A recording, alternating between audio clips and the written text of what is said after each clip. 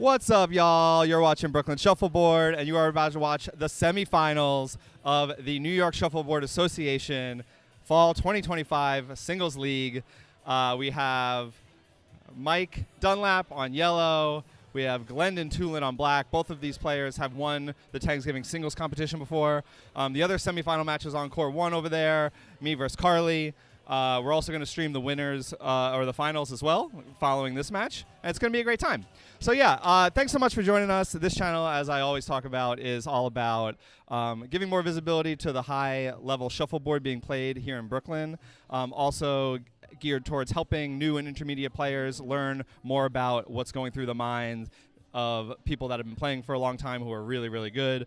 Also different strategy type things that they are thinking about and looking for throughout the match. And walking through all that is going to be a 4-person commentary team. We have Katie, Drew, Missy, the Missile Keiko, and Ruggy. They're going to be switching off every 4 frames, and yeah, this is going to be a really fun night. So we're already a little bit late. I'm going to pop over to court 1, and I'm going to pass it over to Katie, who's going to take you guys through frames 1 through 4. Thanks so much, Katie. Hi, y'all. Perfect. We're about to get started here, and we're going to be looking at the semifinals match of Mike Dunlap and Glendon. Sorry, let me just reach in really quickly. One here. No, not on the mic. I just want to tap this. And now we are good. Cool. Actually, let me just double check one thing. Sorry, everyone. I just want to double check this. Edits. There. Yeah, perfect. Cool.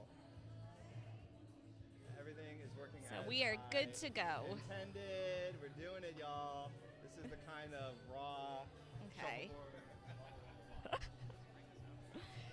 So we are ready to go. I don't know if someone needs to tell them that they're ready to go. There we go. All right, so this is going to be a really fun match. These are obviously 2 really strong players. That's how they got to be in the semifinals. Dunlap's been playing for many years, I think nearly as long as we've been here. And first shot goes straight through the board. Oh, we're on practice shots. I assumed that they had already done practice shots, and thanks. So these are practice shots for speed and to figure out what the court is doing. Court 3, I like to call a little bit haunted. It has a completely untrustworthy center line, so you can put 2 discs down the center and they can do 2 completely different things. A lot of the board goes towards the columns on our left side, and so games on this court can sometimes be a little bit exciting because the court sometimes comes into play more than on some of the other courts in the Royal Palms. But both of these players are really strong. Glendon is a really strong player, even though he's been playing for a lot less time than Dunlap has. I think Glendon's been around for maybe 3 years now, so still a seasoned player, but has definitely not been around quite as long as Dunlap has. And in the coin toss, Dunlap got yellow, so that means that after the color switch, after the 8th frame, he's going to be on black, which means that he's going to get the last hammer of the game, unless the game happens to be tied, and then they add an additional 2 frames.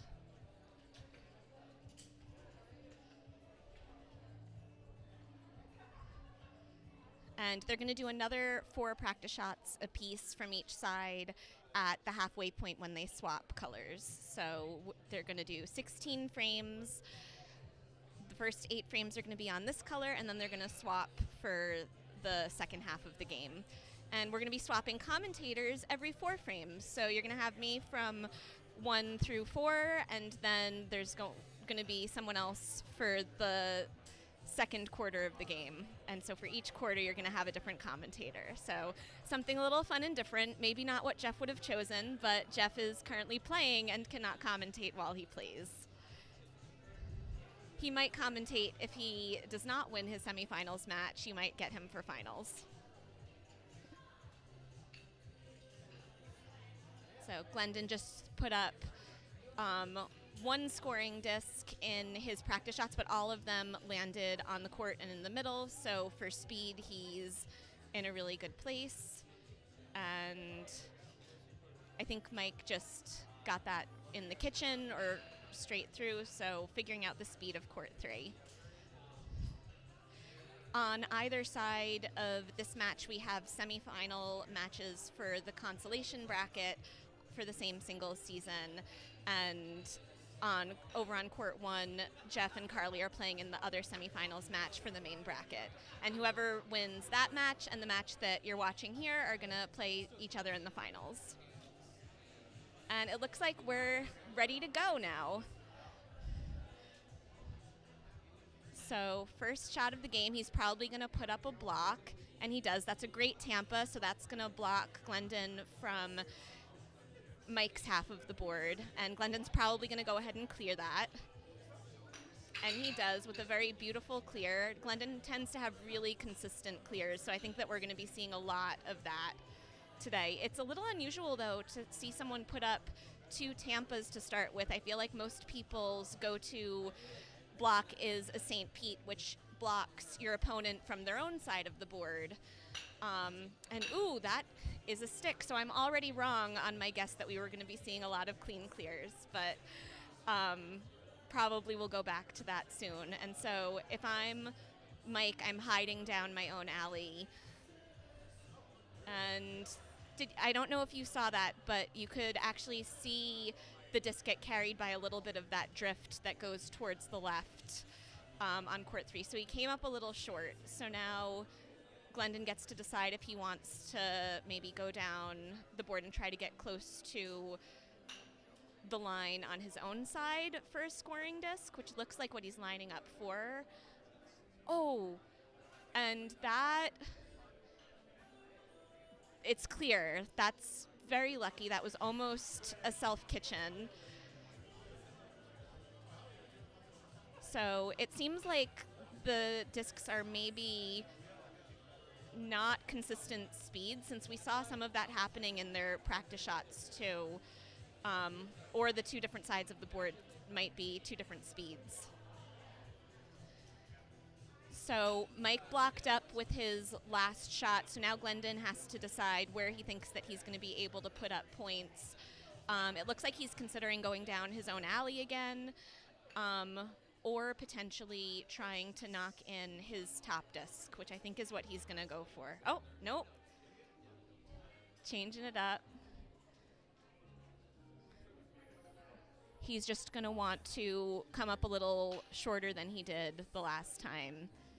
But too short, probably scared about self-kitchening on his hammer. So score is 0-0 going into frame 2.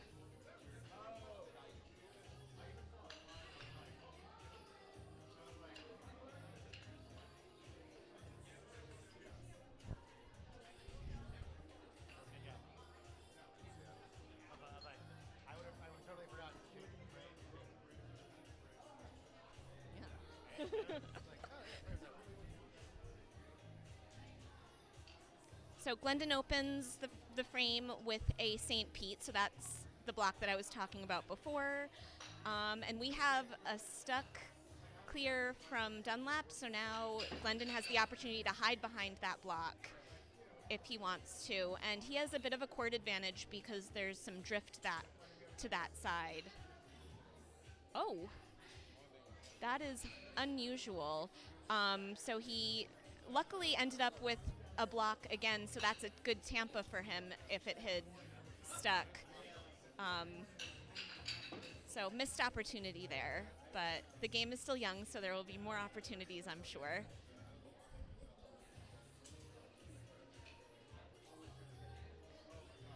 And now this is tricky because I'm sure that was meant to be a St. Pete for Glendon, but it turned into a Tampa for Dunlap, so I think that he's probably going to try to hide down his alley.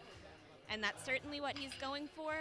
And he gets it. That's a good 7, and that is pretty well hidden. I don't know if Glendon can see that from the outside. He's certainly thinking about it. He wants to, at the very least, clear that block. Or I guess not. It's his final disc. I thought he had one more. So I don't know if he's going to try to score or just block it up. but Mike has a couple of options of what to do with his hammer now. He's already scored 7, so that's a great place to be on your hammer, where now you can try to get a second score on your hammer and kind of put a decent amount of lead in there. And he's coming up a little short, but he still has 7 on his hammer, which is a great place to be.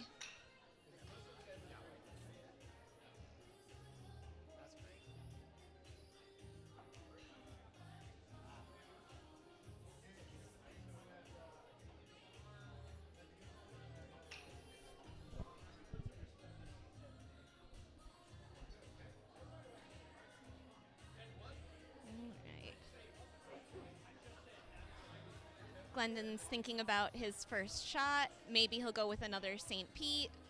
Yes, it looks like that's what he's going for. And I think that the St. Pete's a really great one for him to go for on this court, because there's a little court advantage where it's drifting in the direction where that's going to be really easy to hide behind. But we get a really great clear from Dunlap, so no dice on keeping that to hide behind. And now Glendon's switching it up. Ends up with a nice casual 10. I think it was meant to be a Tampa, and it went a little long, followed by another really great clear from Dunlap. Ooh.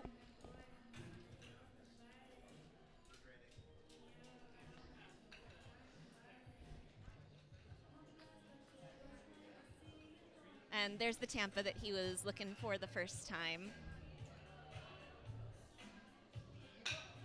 Followed by another good clear.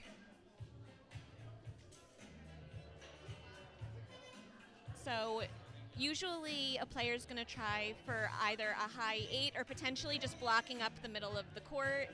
He went for an 8 and he got it, but it is a low 8, so this gives Mike an opportunity to stick his own disc and potentially kitchen it, and I think that he didn't get either there. I think that 8 is on the line.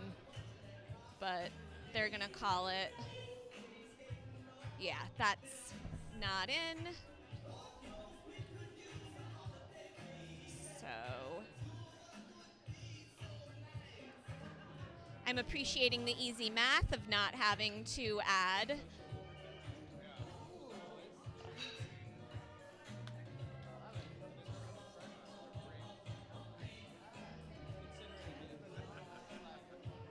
So because this is going to be Glendon's hammer and Mike is up by 7, so Mike really doesn't want Glendon to get this hammer. I mean, you don't want him to get any hammers, but if he can keep him from getting this hammer, then he'll close out the first quarter of the game in the lead, which is nice.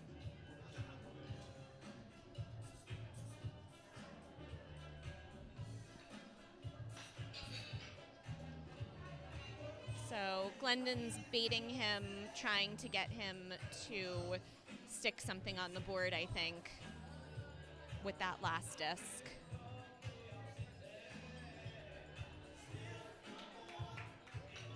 Yep, put up another 8. And also getting really good practice at the speed. And I think with what Mike was doing there with his speed was trying to clear that disc, but also get a roll to end up behind his block on the right side.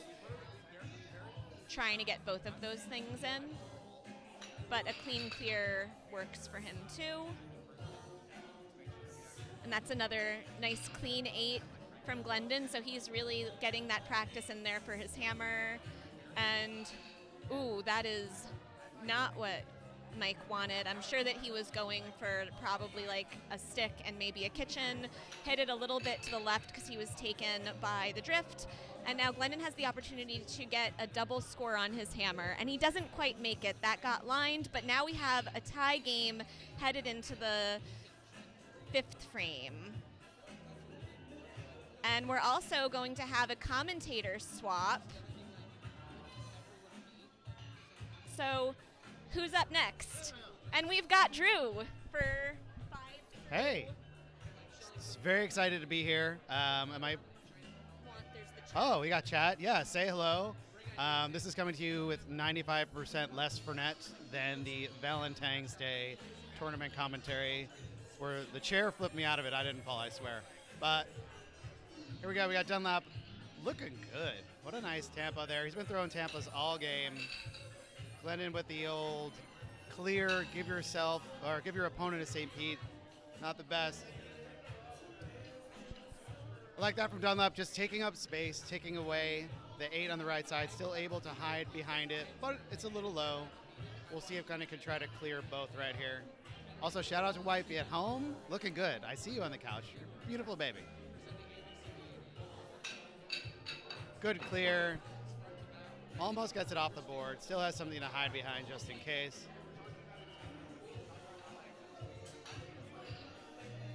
You know, the way the board is going, you could tell Mike feels real comfortable shooting down that left side, and he keeps throwing those tempos. So even though Glendon should have the advantage shooting from his side, shooting in, and still have good coverage if it keeps the line, we'll see what he chooses to do here. Could just clear that out of the way and just keep the board open. There he goes, playing aggressive. Great shot, right on the 8. It is exposed, but the way the board is moving, Mike doesn't even hesitate. Great stick, out the back. So comes out with a high 8, and the other side of the board is closed up. So we'll see if Glendon will come down, try to hit at the left side of that disc and roll into an 8 or 7, but real important that at least he clears it off. Oh, there, beautiful shot. Too much, but he did get it off the board. Stolen hammer from Dunlap. Great job. Oh yeah, I gotta do some computer things now.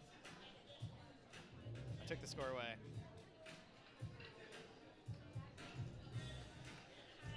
And shout out to Jeff. He makes this look much easier than it actually is. Computers are hard, folks. That's why we have the robots. All right, Glendon kicking us off. He is from Brooklyn, ladies and gentlemen. Just figured that out. Wearing the shirt. Hope everyone enjoyed the Olympics. This is our Olympics, so call up NBC, get this on Peacock, grudge match.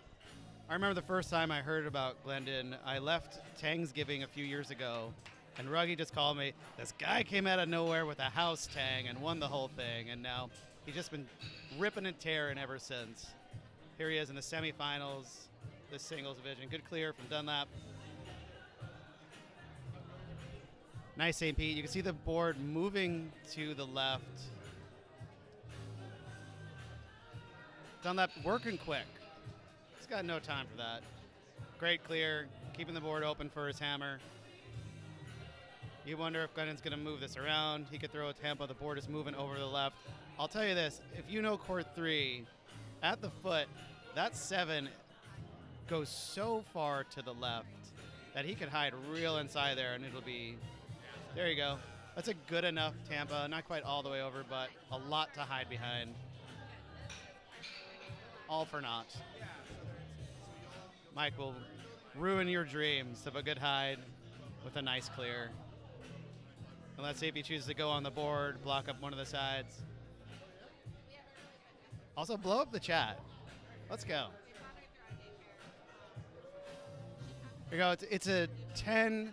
It's a deep 10, though. But on a drifty court, it could work. But if he hits this on the right side of that disc, beautiful. Didn't get the old double dip deucer with a 10 and a kitchen, but perfect shot. I will change the score now. I've remembered that. 10 for Dunlap.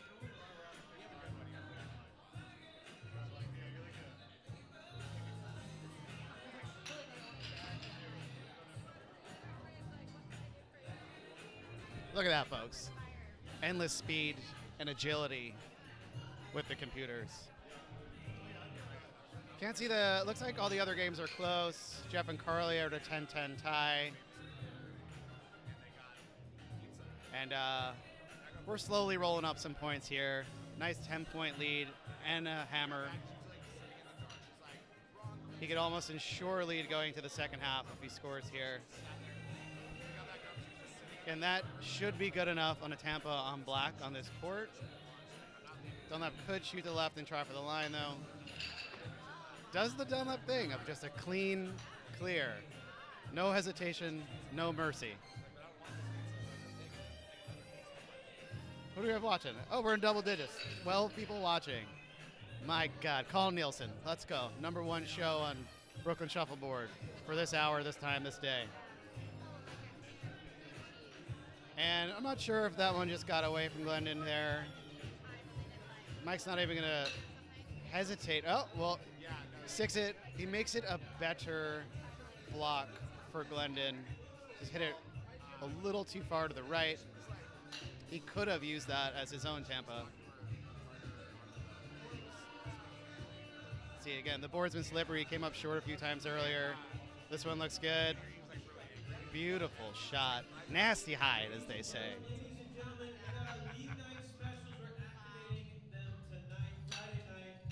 All right, good clear. The disc is exposed, but he did cover up the right side. Glendon can come in there and block again. Even block over to the left a little bit. Try to make Mike's hammer a little bit harder. If you could hear the announcement here, drink specials have started, so I'm going to go in just a few frames. There you go. It's a good block. I'd say half of it's exposed, but the way the board is moving, I wouldn't be surprised if Mike just chooses to score on the left side. Oh, he goes right in the middle. Oh, right through. Wow. 3 points for Mike. He's the best kicker on the Jets, most scoring kicker on the Jets, but unfortunately shuffleboard does not count. So a great steal, 8 on the board for Glendon. Oop.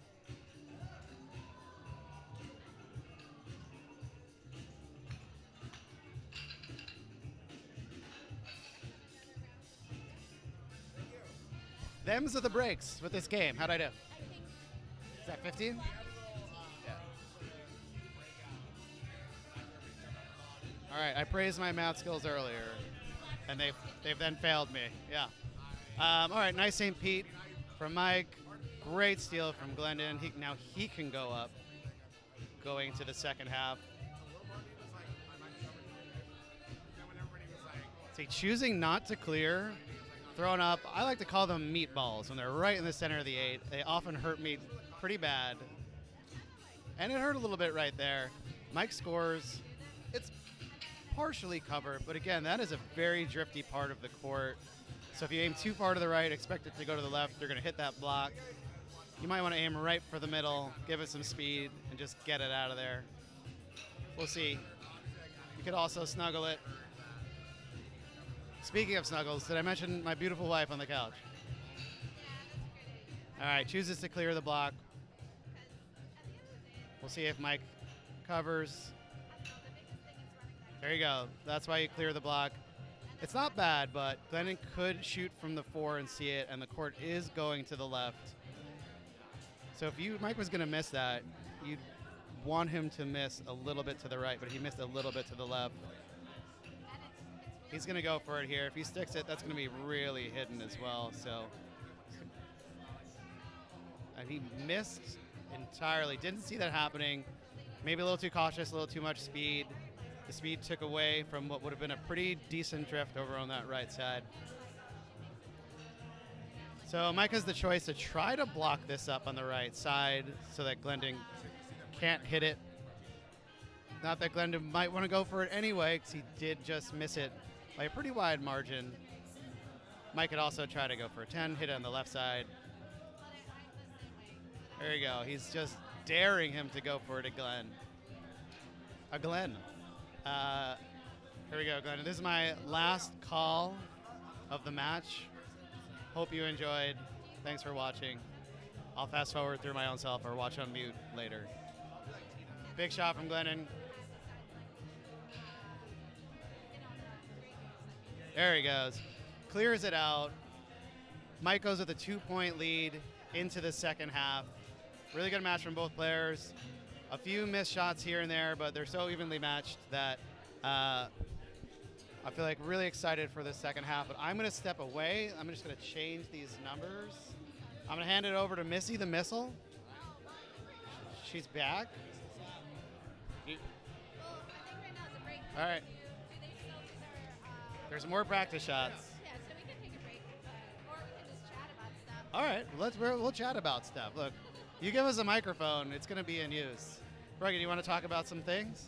Yeah, let's see what people are saying online, and we can answer. All right, Katie, what does the chat say? It's been moving. I see a heart emoji. Someone said, I thought Jeff was going to play, question mark. Yeah, Jeff is playing. Can you? Is it 25-24? I believe, or 15. 15-24 Carly after 6 frames. So that game is in progress. There are a few frames behind where we're at. Missy, you're not even going to watch Jeff to come and commentate. That is commitment to the channel. I love it. So I just got here. I was running, not late, but I got here like a couple frames in, so they put me in the next time slot. And I'm thankful for that because I got to settle in, go check out Jeff's game a little bit, grab a drink, and then like chill for a second. So now I feel really good and not rushed. But I'll add to it. So Jeff put a survey in Discord asking which game people wanted to watch, and more people voted for this game. So, I mean, it's up to Jeff. You know, if and They did it. yeah, The people voted. the people voted. So that's pretty cool. But yeah, they're just taking their warm-up shots now. I guess I'll chill for a second. Just so everybody knows, this is Missy the Missile, 2023 World Champion. Am I right? Yeah, I haven't been playing very much, but I just found out I made the Tour de Champions of Brooklyn from 2024 to 2025. So I get to compete in the tournament that's going to be taking place a couple months from now. I was kind of honored because I thought I didn't make it. Just because I was playing when I was pregnant and it was kind of tough. So let's see. So they're doing the warm-ups. Let's check the other questions. Okay, cool. Sean Barrett's in the house. Nice watching in Florida. So somebody asked in the chat if we are coming back down to St. Pete again. I know many people from Brooklyn are coming down, but Jeff and I will not be making this trip. We're hoping next year, but we got a little one at home. We're still figuring that out, and we'll make it soon again. We love shuffleboard. We're not going away. But yeah, let's see. I'm gonna take a sip of my drink. Oh, I guess did Jeff say anything about like? Sometimes he takes a break during this time, but he turns off the sound, doesn't he? So I think I got to keep talking, probably. But you're not going to have Yeah. Oh, okay, good. Yeah, okay, so any other questions while we have a few moments? They're taking their warm-up shots. I haven't done this in a while, so this is fun. Jeff used to vary the people who would talk on his show, and sometimes I'd volunteer to like give a female perspective or just a Missy perspective. But they're playing on court 3, which is historically for me a tough one. It's haunted. Yes, it's haunted. So yeah, that's a great way to put it. It's haunted because it's changed over the years, and after COVID and the past couple years specifically, it's got weirder. I think more so when the construction has been going on. So let's see. So, all right, they're starting up. I get to talk to you guys for 4 frames. Where's this? Oh, okay, the score. So we got 17-15. All right, first shot of the game. St. Pete, a little deep, but they're going for their second shot. And, Mike's really interesting. He does stuff like this. He'll put up a block and likes to see what happens, I think. So you can tell Glennon's, like, thinking it through. Katie, do you have something for me? Okay. So, yeah, thank you. Oh, could you do that? Thank you so much. So we're all tag teaming this. We thought it'd be fun to give a couple different people to talk. And Katie's doing a good job of updating the yellow right now is Glennon and black is Mike. So Glennon just threw it up on the line. which I always think is interesting because especially on a court like this, like it gives an opportunity to like do something different because a lot of people don't practice that shot or pay attention to the middle of the court. And it's kind of like a funky area where somebody could mess up trying to block it, clear it or touch it. Mike shot near it. I don't think he was even really trying to touch it because if he did, it would have split it. So I'm not sure what's going on. All right, here we go. We got 1 in, 1-8. Good 8. Martini time. We're going to take a little sip. Ooh, that's interesting. We got 2 8s. Not a snuggle, but they're very close to each other. We just heard some cheers 2 courts over. So I don't know what happened over there. But Glennon's taking, I think. He's shooting. You can tell he's really concentrating right now. I think he's going to try to clear Mike's out, which I think I'd mess with that too. Because if you clear his, roll it to the left, then you're blocking his other chance. It's a little slow, so I don't know if that 10's in. I don't think so. He's looking, it's not. They looked at it, they're like, not in. So, interesting enough, all right, Mike's going for the double, so this is why I would have blocked that side up. He had the opportunity to get the 8 and the 7. But if I was Glennon, I would have hit that black, rolled the yellow over. Theoretically, I'd try for it because it's a hard shot. Hit the black, knock it out, roll over to the 8 so you're blocking up that double opportunity for a double shot. And then, you potentially have 2 in. It does open up the right side, though, for a kitchen, but makes it interesting. All right, here we go. We're on the other side. Let's see. Thank you. Are you going to update the score? Okay, thank you so much. I wasn't here for that part of the orientation. 23-33. 23-33. 10-point difference. Not bad. Interesting. That's not too far points. All right. So, Mike already put up a block, and Glennon's going to shoot behind it. That's pretty nice. That's pretty well hidden for the drift. All right, Mike goes. He tries to clear it out. Doesn't successfully clear it, so it kind of just stuck and stayed in the same spot. If I'm Glennon, I think I'm going to oh, wait, so interesting. It moved over enough that now Mike might be able to go down the other side and, put oh, sorry. Yeah, sorry. I forgot that Jeff has a setup now where you're on camera, so I can stay here.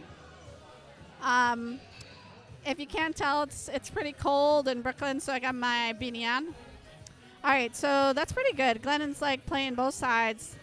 The opportunity for Mike now to kitchen that or score on it. So, ooh, interesting. So he did go on the left side to try to clear that out or score on it, which I thought that happened when the block moved over. There was enough room.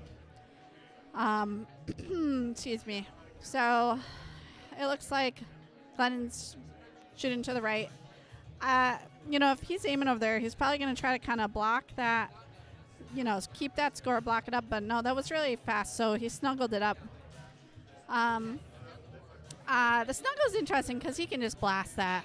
Yeah, got the point. But Glennon's got the last shot. So he's down 10. So this is a good opportunity to try to kitchen it. I think trying to roll into a point, it's either make a point, knock his out, kind of get on the board, or kitchen it. It's going for the kitchen. Oh, too slow. That's a bummer. I love a good kitchen. All right. So we're here. It's Friday. We're having a good time. If you're at home, you should be here. If you're in the Royal Palms, area, we got more shuffleboard going on after this. Let's see. So that's the same score, right? Oh, thank you. You're doing great. Katie's doing great. You are helping me. I wasn't here for that part. Thank you. All right. let's see. Okay, so it's still a 10-point difference. You got 6 more frames. And, I still wouldn't, if I was down, I still wouldn't be sweating. I think you have opportunity to make that up. There's some loud noises going on, but some cheering for some other games.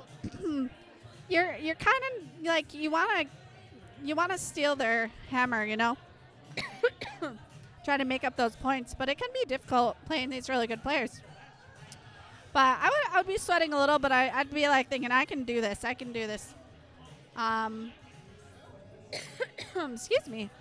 And you got to do that when you play. Like, if you're down, you just got to be like, I can do it. I can come back.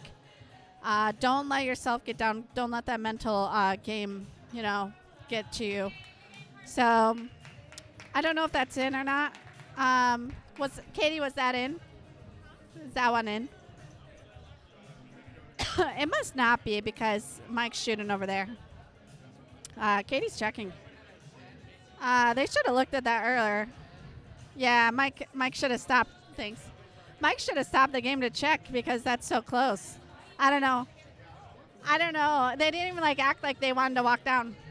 All right, so good advice. Make sure you know if discs are in, That's a good one. Sometimes you can be quick into the game thinking but if you both agreed it was out, then that's fine too. But make sure your discs are in or out. So I thought it looked close even from here. All right, so they're probably talking it through. Now that it's in, I mean, I don't know what I'd do here. Yeah, I guess you could clear that block out. Let him decide then, because he's probably going to go for the other one, which should leave it open for you to hit the 7. So Glennon, I think he's going to use the drift to his favor and try to knock into that, which is a really good idea. Let's see. Oh, beautiful. That's in. So it didn't curve over as much. Maybe he was just trying to snuggle it, which is smart. So this is interesting. Oh, Mike's so fast to shoot. All right, kitchen time. Oh, that's a successful kitchen. That was a good kitchen. So we got 2 7s and a -10. Yeah. I mean, you could try to do some ricochet here. Looks like Glennon's aiming for that black, so I think he might try to bounce it. Yeah, hit the black, hope it hits his. Ooh, that's the kind of bounce you don't want. Basically, just kept the points that he had, though. We got 7 black, -3 yellow. So that's tough because Glennon was down 10. So that'll make it 20, right? Hold on. I will let Katie write it. 20, 40. We had a 7 and -3. Yeah. We're confirming with what they wrote, so looks good to me. 20 to 40. My math was there. Good. So I got one more frame to talk, and then I think Ruggy's up after this one. Okay, good. All right, cool. So Ruggy's on deck, and let's see. All right, so now it's 20 difference. I mean, that's pretty tough. I would sweat a little bit about this. I'd be going for some kitchen bait. Maybe put up 1 block to see if I could get through it, but no, kitchen bait, and that's exactly what Glennon did. And the marker for me is more than 10. I'm going to go for kitchen bait, but it also depends on how many frames you have. You're down -10 at the beginning of the game. You have so much time, but right now you got to go for it. Let's see. So interesting choice. He's switching it up. See how he went for the 7. And now he's going for the middle of the court, hoping that maybe Mike will mess up. And there it is. So Mike left his on the court, and Glenn is going to use this as an opportunity to kitchen it. So let's see if he can do it.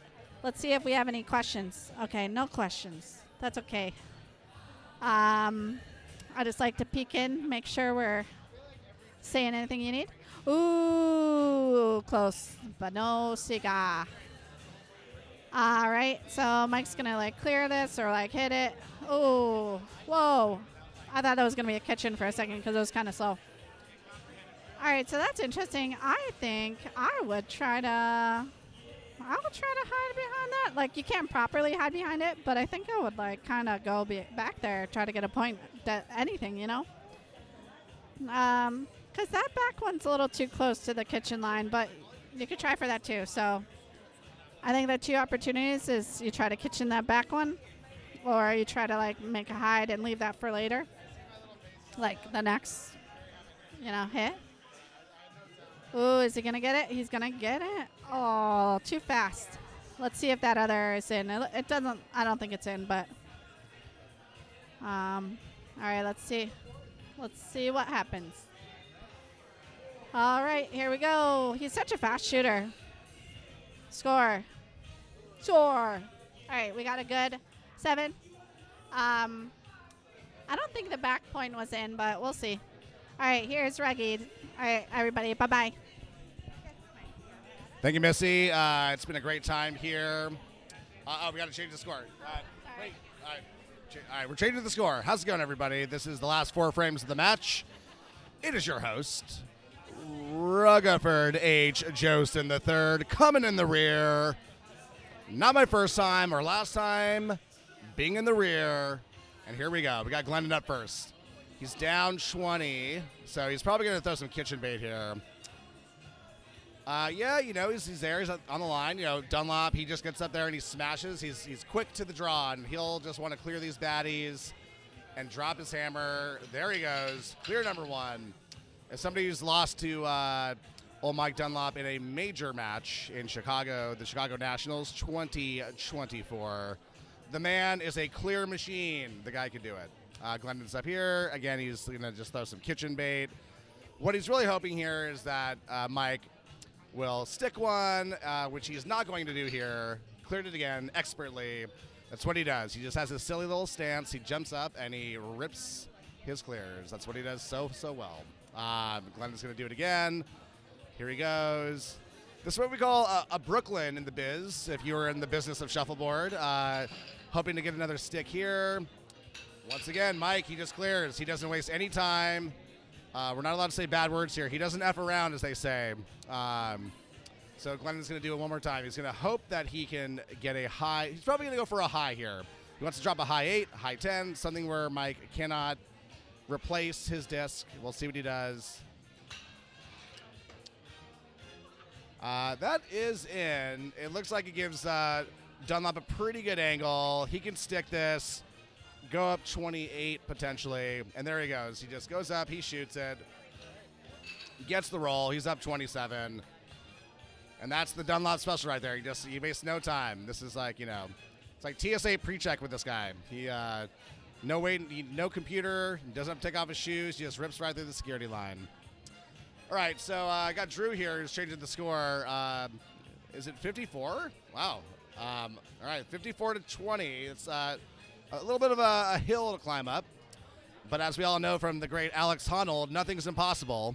So potentially we can get Glendon climbing a skyscraper here momentarily. So Mike throws a block. He doesn't need to do anything right now. Glendon just has to get on the board. He's not even going to mess with that. In a normal game, a little bit closer, you'd probably want to clear that block so you can hit your hammer.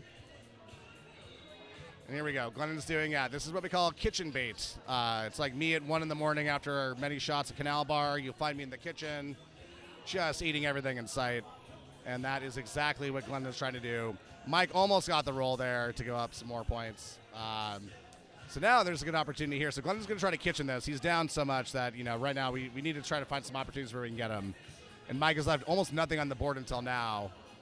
And it looks pretty good. Oh, and he bumps him into points. But high risk, you know, it's one of those shots where don't have a lot of choices here. So Dunlop will probably block on the left-hand side. You want to make sure you don't give him another opportunity. He just steps up. He shoots. He fills in. All right. Well, he's going. I think Dunlop's thinking right now. There's no way that Glendon could hit that and stick. He might go down 10 potentially, but who cares about 10? He's up. You know, he's up 11 billion points right now. Let's see here. So Glendon's looking. He's lining it up. He really wants to kitchen this. He wants to make this a game. Oh, and he clips the fronts.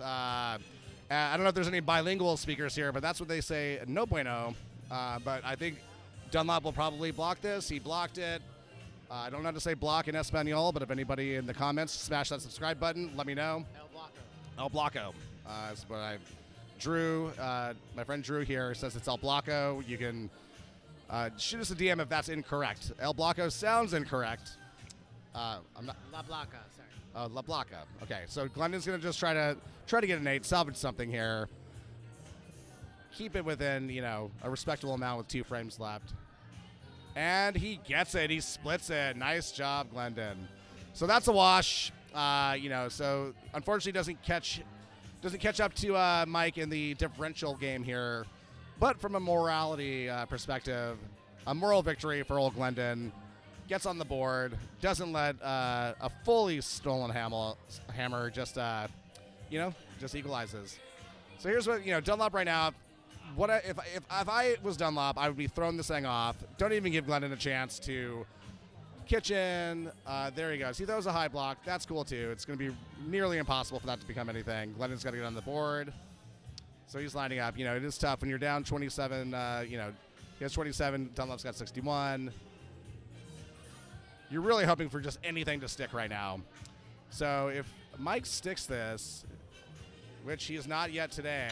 Oh, there we go. So that's why you do the kitchen bait. That's why you throw it up there. You want to try to get any opportunity. He might be able to replace this and get a kitchen for an 18-point swing, but we shall see. He's lining up. He's holding his wrist. That's the signature Glendon move there. And he's really thinking about it. There we go. And it's like a nice follow-through. And he gives him a point. Unfortunately, you live by the sword, you die by the sword, as they say. And so Mike's just going to block this. There you go. That's what Mike does. He's good at blocking, good at clearing. He's good at a lot of things, actually, if you think about it. So here we go. So Glendon really doesn't have much to do here, except for if I were him, I'd probably try to he's probably thinking, let's split this. Let's go up 2 scores here, and maybe I can get a double score off of Dunlop. So maybe he can hit a little bit on the 8, knock it over to the 7, maybe even gets a kitchen out of this. This could be a really pivotal shot for Glendon. Holding his arm. There we go. Oh, he's got a good angle. Oh! And he gets 2, and he knocks down the line. See, that's a great shot right there. Now Dunlop, he can't go for the 7 on Glendon's side because it might risk shooting his own into the kitchen.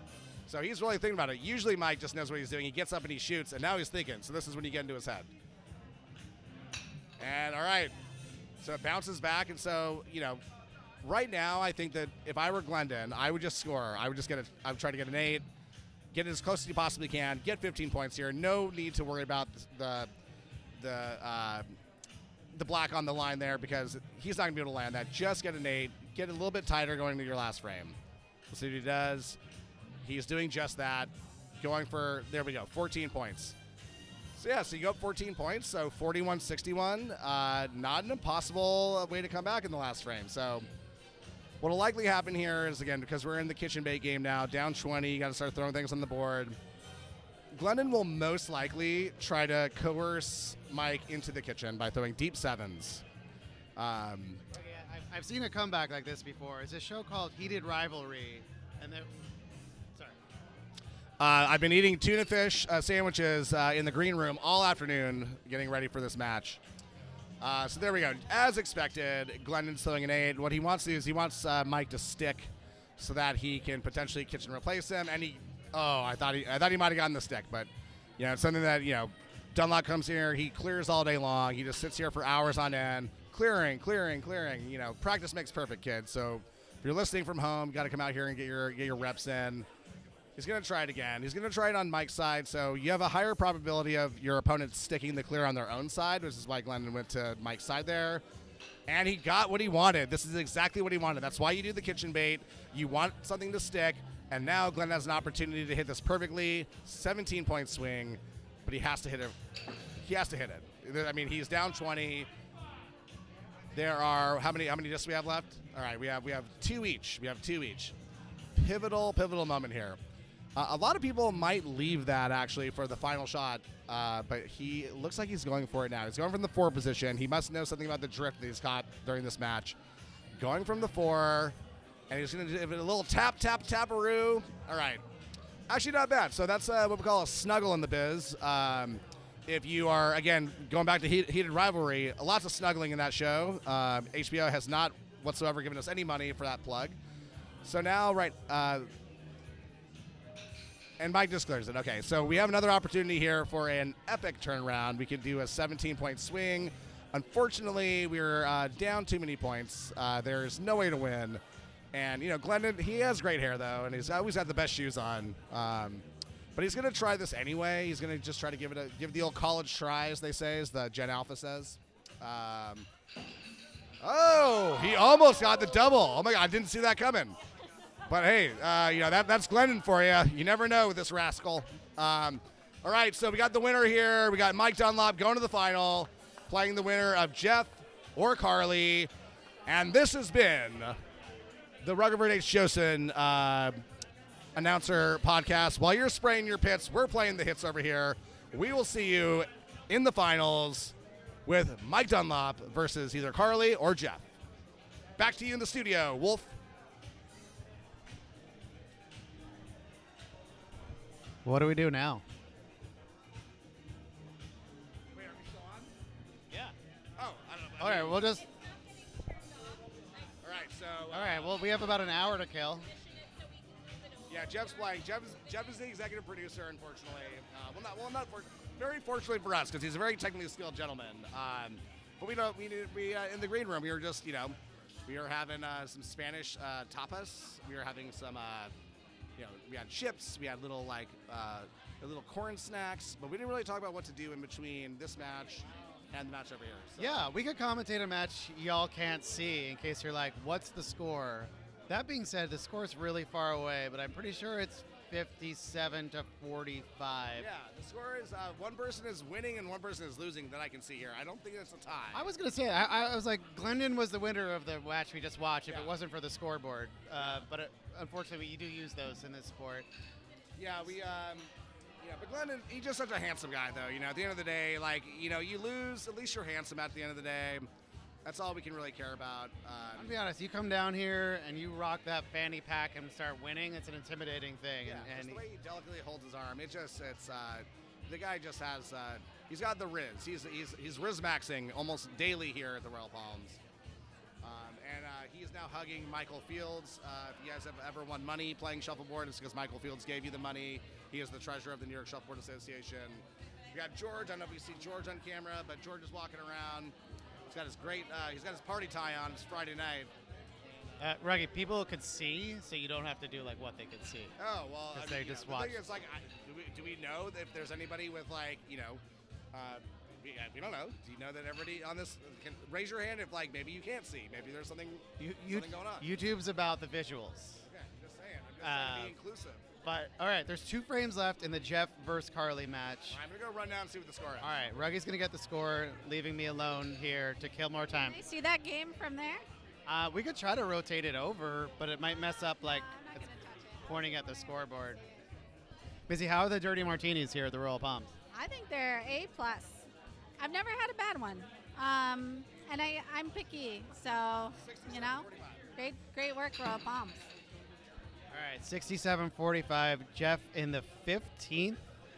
Carly has hammer. So she's going to need to put... Let's try to wiggle at a tiny bit. Let's wiggle. All right, we're going to try to wiggle so you can watch. Let's rotate the table. There we go. That should be this high. All right. There we go. Carly with a beautiful split, double. Nice little bump there. Wait, is it still my turn? Because technically, well, no, you can go, Drew. It's, you know. Anyway, man in the box, get back in the box. All right, we have 10 points here at the top. We have 8 points in the bottom. That's 18 points. I don't know if y'all can do math as quickly as I can. I'm gifted that way.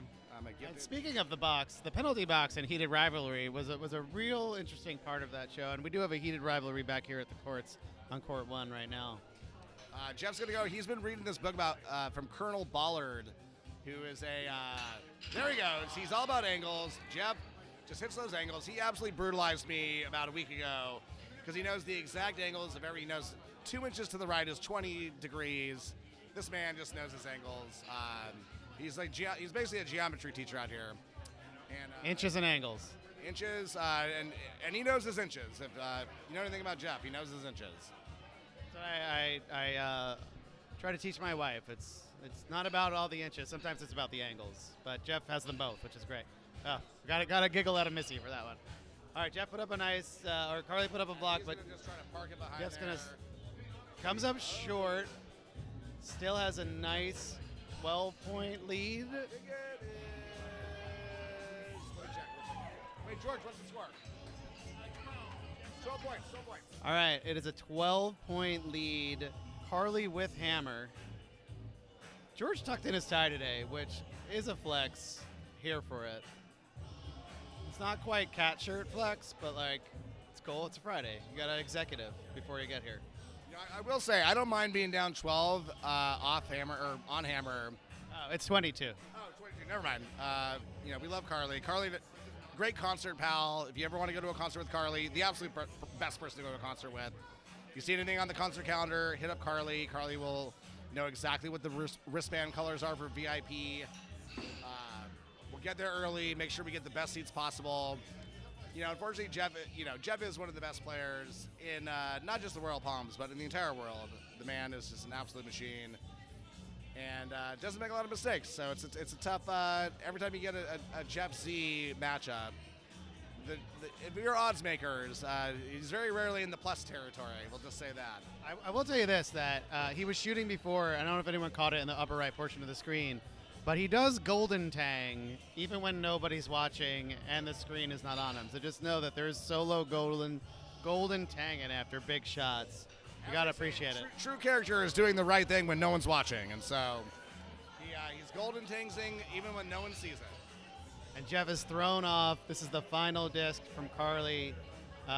Impossible to score a 12 here, so she will not move on. We were looking at a Dunlap nice little Jeff. Oh! Makes it within 2 points, but in the end, Jeff. In the end, it doesn't even matter if she got 20 points, because that was a Linkin Park reference to all the Gen Zs out there. I tried so hard at Concept Park. Carly just made 20 points. That's an epic way to go out. We had some Team USA trivia, if you remember, in Germany. Missy, do you remember how many discs you could actually fit into 10? I think it's actually 6. Man of the match. What's up, y'all? I just won that semifinal match. I am going to change the camera positioning, so bear with us. I think I'm going to put this baby on pause. So, yeah, hang tight. Be back in a few.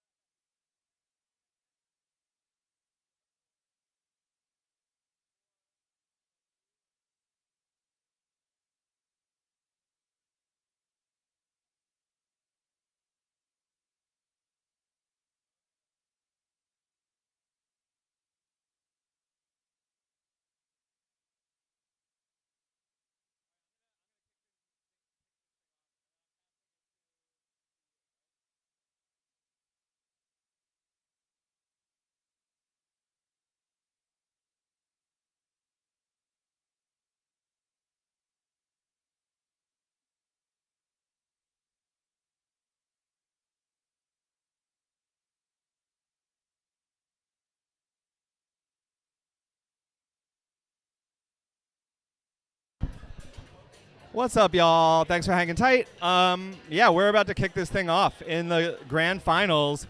Me versus Mike Dunlap. This is actually a rematch of the finals of the 2018 Tangsgiving, where he beat me because I and no one else in the club had any idea who he was and that he was good at shuffleboard. And he just came out of nowhere and steamrolled me. It was something I'm not thinking about too much anymore, but you could probably tell from the tone of my voice I'm still thinking about it a little bit. So super excited to play him. You know, we have very similar play styles. I'd say you're going to see a lot of clearing, but also both of us really love like hiding behind tampas when the opportunity comes. This court too is really tricky to play on. I know from experience, especially on black. There's a lot of weird stuff going on where the drift kind of like goes like that on the right side of the court, depending on if you're starting with the 1 or the 4. So that should be really interesting. Yeah, it's going to be a really dope match. So kicking things off on commentary, we're going to do the rotating again. Ruggy is going to start you guys off with frames 1 through 4. Put in the chat who you think's going to win. Start like Venmoing each other, texting each other, side bets, whatever. And yeah, I'm going to go to the bar real quick. Here's Ruggy. Thank you, Jeff. This is Rutherford H. Jostin the third reporting back for duty.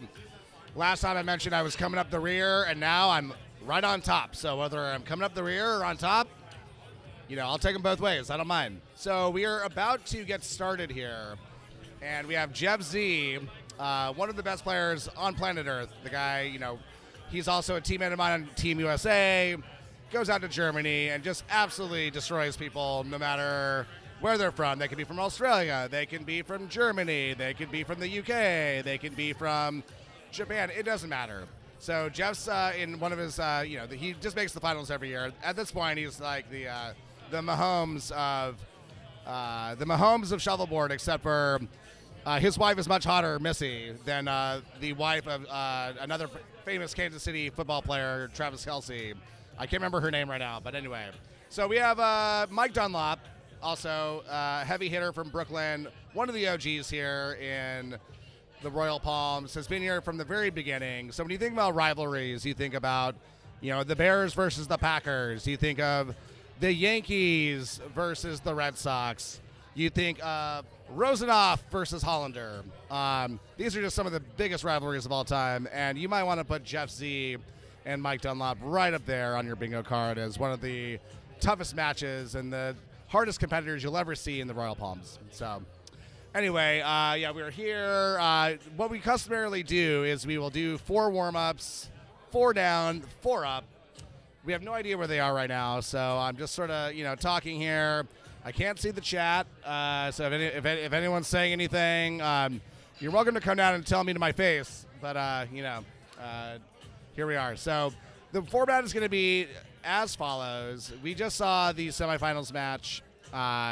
It's going to go 8 frames on yellow, 8 frames on black. There's going to be a switch at the 9th frame. They're going to do the warm-up again.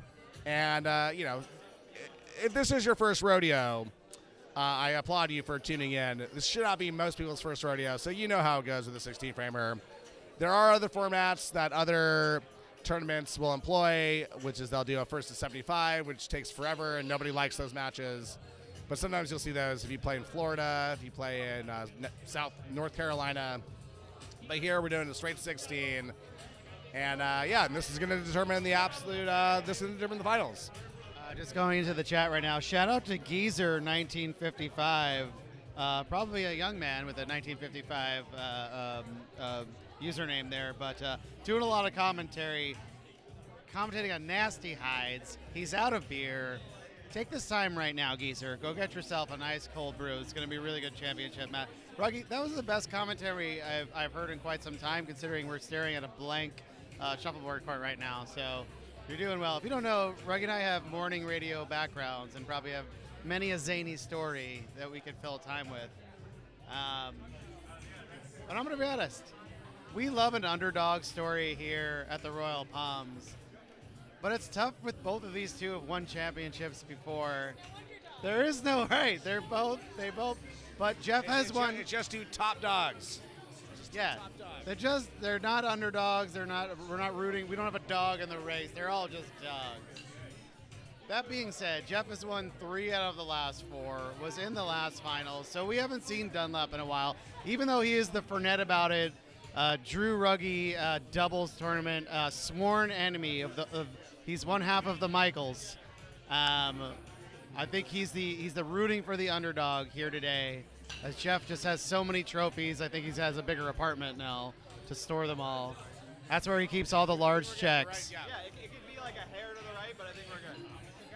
Thank you so much. We'll keep the volume nice for y'all. Looks like Jeff's got a banana cocktail. He's ready to go. He's doing the pro move, and this is how you know Jeff's good. He has a cocktail on each side of the court, meaning when he's splitting sides, he's always has a tasty bev ready to rock and roll. All right, so we got breaking news from the court. Wow, this is huge. Jeff just pulled me aside and he said, if it looks like I'm winning, we are doing Fredette shots, and so that is gigantic. As two commentators from the team called Fredette about it, and Katie, you know, you love Fredette as much as we do. I mean, I think I learned my thirst for Amaros from Katie, and so Katie, I mean, I don't know. It's like Fredette, it's just the sweet nectar of the gods, as we call it around here, right? I don't know. It is beloved around here. You are talking to like one of the few peoples at the Palms that doesn't drink anything. So We're just being in the proximity. There's so many vapors coming out of these shot glasses that it's like a contact high, you know? yeah, contact drunkenness. Yeah, for sure. So, Real quick, Jeff did message me. If you want to follow along at home, I don't know about you, Geezer. You take it easy, but everyone else, these are 2 hard clearers. So for every hard clear, if you want to take a sip, it's just going to make this a lot more fun. This is Jeff's game when you're watching him live. Take a sip every time he blasts one right off the court. all right, as Drew said, the 2 hard clears are right out. There's no clearing involved at the moment. Right now, they're just getting the speed. They're getting the drift down. You see that curled a little bit to the right of the 7, so Jeff's going to clock that and know that if he has to hit a hammer later, that if you hit the 7, it's going to go a little bit to the right to the alley near court number 1. But yes, expect some hard clears here. These are 2 players who play very fundamental shuffleboard. The clear hammer game is probably going to be what you'll see for the first several frames. Katie's going to be coming up the rear on this one, and so she's going to be doing the last 4 frames. It might get spicy by then. It might get spicy. I feel like with these 2 players that we're, you know, anything can happen, but I feel like we're unlikely to get a runaway lead from one of them. So we'll see. But, you know, you never know. So there might be some really spicy things happening in the first few frames. We'll find out. We will find out. And that's, you know, we'll leave it up to the shuffleboard gods to see if that tease comes into fruition here. But more than likely what you see, they're going to do their return shots. Jeff is going to see where the drift, where the speed is, going from the foot up to the head, returning back. You know, we'll start shooting after this, but right now it's all about speed and drift. That's what they're clocking. And it can be a little bit challenging moving from a court like court 3 that is a little bit haunted now to a court like court 2 that I think has very little drift comparatively to some of our other courts, because now you're used to adjusting from the drift of a different court. And even court 1 I think has more going on because Jeff has just been playing on court 1. So we'll see if they both can adjust to drift, but they're both pros basically. So I feel like that's maybe not going to get to them the same way that it would other players. Well said. And if I must, I think that, you know, sometimes you'll hear people say it's a black court or it's a yellow court, which means that depending on which side you are, it's more favorable to score on the yellow side or the black side. From playing court 2, in my opinion, this is a black court.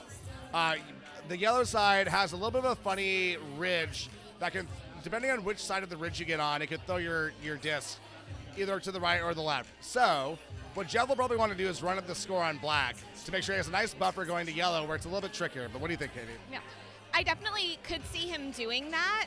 I also feel like because this is one that could go either way, we might see him play it a little bit more safe.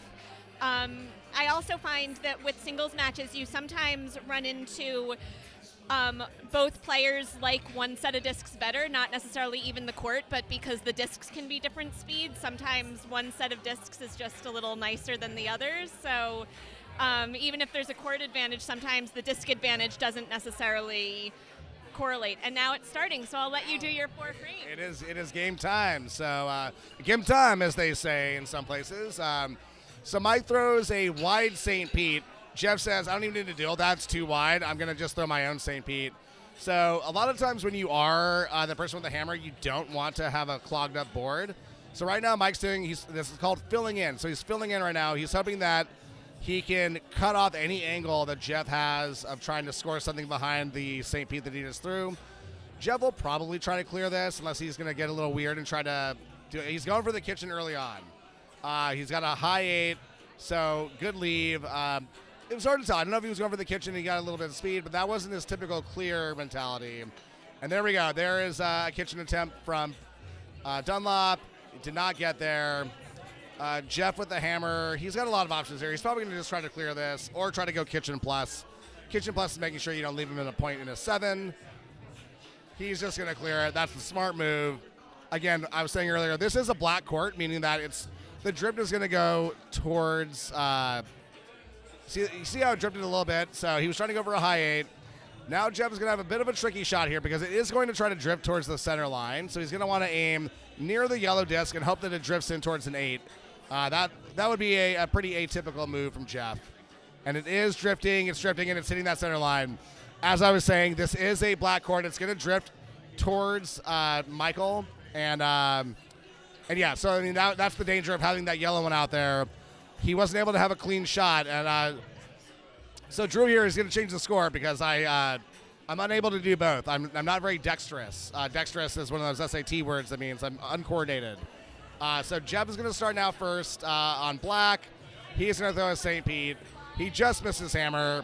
He wants to have any opportunity for Mike to stick this, and hopefully he can drop a score behind there. But again, missing that hammer is huge because this is a black court.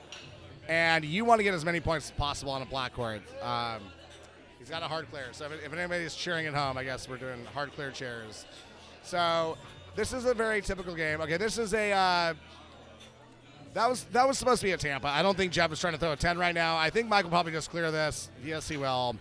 He stuck the clear. So now this is exactly what Jeff wanted. When he threw that Tampa, he was hoping that Mike would try to clear the Tampa, stick the Tampa. The Tampa is a much harder shot than a St. Pete. St. Pete gives you a lot of margin of error. Jeff is going to try to hide behind it, probably try to get a deep 7 to make this as hard as possible for Mike to clear. And he does not get there. He hits the line. Mike has the hammer. He probably will block the board to make sure that he can tie up that double opportunity. Or he'll do that. He's on the line. I think he's on the line. Let's see. They're going to check. It's a pretty tight line. I can't tell if it's in. Does anybody know if that's in? Does anybody know if that yellow's in? Doesn't look like it. I think the yellow's out. So Jeff's going to try to hide again behind that Tampa. He's still got the hide because Mike did not successfully clear. So there we go. He's going to he does get it. He sneaks it in. So now with the hammer shot, Mike's going to try to knock this out and stick his yellow, which he does not do. So 2 stolen hammers. It's 0-0. 2 stolen hammers. Jeff is forgiven for missing his hammer and hitting the center line on his hammer shot in the first frame, and we enter frame number 3. The score: yellow 0, black 0, and 1 more to Jeff. That is now we have 14 frames left, and so usually what happens is you just stick to the same script. It's like a 0-0 game. St. Pete, very typical opening move. What Dunlop's going to want to do here is he's going to want to clear. He's very good at clearing, rarely sticks. There you go. The guy just sits here all day long, just clearing. They say it's the most exciting part of the game is clearing. Nobody likes action in the house. They like hard clears and dropping that hammer. So there we go. There's another St. Pete. Another clear from Dunlop. That's what he does. He's a machine. He's basically like artificial intelligence. Before every clear, he drinks a gallon of water, and then he just drops knowledge. So there we go, another St. Pete. Dunlop's going to go up. He's going to shoot it again. He misses. And so that's exactly why you throw the St. Pete in this situation. Jeff, on a court that favors him with the drift, is going to try and land a deep 7 so that he is expertly hidden behind the St. Pete that Dunlop just missed. So he is trying to see. He's lining it up. And he's very good. He's very good at taking opportunities when his opponent makes a mistake. and then see if he can capitalize, and he does. That is a great hide. Because of the drift that's going to go towards the alley, there's a gentleman named August walking down the alley right now. Because of the drift that happens, it's going to be really difficult for Dunlop to actually hit that, so he's going to just try to get a point. And he does not get it. So that is a stolen hammer from Jeff. Jeff never needs any help winning games. Unfortunately, that is a, that would be called a mistake in the biz of shuffleboard. And a lot of time to come back. We have 13 frames left. I argue that, coming from behind is actually better than having the lead. So we'll see what Dunlop does here and see if he tries to coerce him into the kitchen. He throws it's a Tampa. It doesn't quite get what he wants. It's a little too high on the triangle. Jeff is just going to clear these. He's got the hammer now. And he sticks it. So now exactly what Dunlop wanted. He wanted Jeff to stick that Tampa. And he's going to just try to pepper that 8 and pepper that 7 all day and try to make this comeback. And he hits that is the only thing you absolutely cannot do in this situation. You cannot clip. You can go wide left in that situation. You cannot clip the block. That is an unfortunate mental mistake from old Mike Dunlop. Doesn't make a lot of them, but here we go. So Jeff is going to try to capitalize on that. He's going to try to get a deep 7 like he did in the first. That's what he's thinking. He's like, let's get this to the left of the 7. And there he goes, exactly. The left of the 7. Well, it's right on the 7. Mike can see it. He may be able to roll this over to the right, but he has to be careful of not clipping that yellow on the top. There he goes. He rolls it. He's on the line. Jeff's just going to try it again. There's no need to try to clear that double. Just try to get a 7. Make it hard for Mike. Speaking of heated rivalry, yes, make it hard for Mike. So he is going to, he's lining it up. He's going to try to go a little bit further left than he did the first time. And he gets it. He gets exactly where he needed to be. Perfectly hidden. And so now Mike's got a decision on his hands. Does he want to try to split this off, split his center line into 2 7s? That looks like that's what he's doing. He does not get it. And, if I were Jeff, I would just hit a nice easy 8. No reason to get crazy. Don't get a 10. Doesn't need a 10 right now. Go up 15. And he does just that. Perfect stroke. Oh, he actually hits the line. I thought that was in a little hard, so there we go. So that was my time, everybody. Love you and adore you. You can find me on OnlyFans/RuggyNYC. If you want to throw me a couple bones, I can maybe give you something. I'm not really sure, but kicking it over to the lovely and talented Missy, the Missile Keiko. What a way to go out, though. Yeah, sorry. She was just saying that she gave him hell. We were talking about the last game. Did you hear at the end we turned the camera to be on your game, so we caught like the last 2 frames, so we saw that. Oh, I didn't. Yeah. It's a bummer. So I don't know if anybody's talked about this on camera, but Jeff has won this a lot. So a lot of people were really rooting for Carly to win that game. There was a lot of favor in the crowd. Yeah. And oh, wait, there's beer on the court right now? No, I don't remember. Oh, I don't remember. I'm sorry. I'm not on Discord a lot. Things happen that I don't know about. But do you want to tell the crowd about it? It'd be a good story here. Well, Dunlap went through and on Discord admitted that he's slid his opponent's discs through water or beer if it's near the court. So you gotta keep an eye on Dunlap. Wait, I totally remember now. I'm sorry, just like the context, I was just like, what are you talking about? Like, all right, so watch out for Dunlap. I don't know. I played Dunlap. He's a very good player. Very fantastic. But that's really funny. Anything to use for your advantage. So, yeah, at the Palms, we play here. Sometimes there's mystery liquid, usually beer, and I guess, that can be a strategy. Run their opponent's disc through the water.